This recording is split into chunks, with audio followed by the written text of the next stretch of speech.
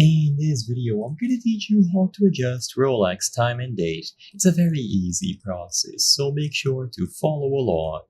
Changing the time and date on your Rolex watch is super simple. This will be done using this notch or knob on the side. So for most models, you will adjust the time and date by pulling this out into the appropriate position. Depending on the model that you have, it might be a different method, but like I said, this is a very general method, so it is what I'm going to be displaying in this video. I chose the Submariner as an example. So this will be done by first unscrewing this crown at the side, and once you unscrew it completely, you will be able to pull it out. So make sure that it is loosened up after you unscrew and you can pull it out towards you.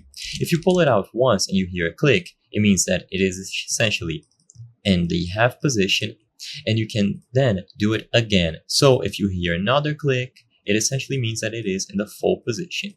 So once it clicks once, now you will be able to scroll up and down using this knob. So wind this knob to change the date.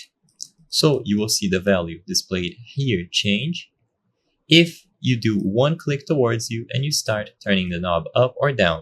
So you will see the days go by. So you will see 27, 26, 25, and of course you can go above 29, 30, and so on.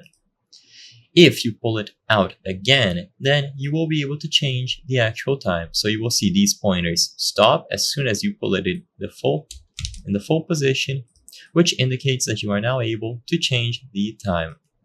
And once again, you simply have to wind it up and down, and then when you are satisfied with the date and time changes, you click it back into place. So you click the crown or the knob back towards the watch, which saves the changes that you've made.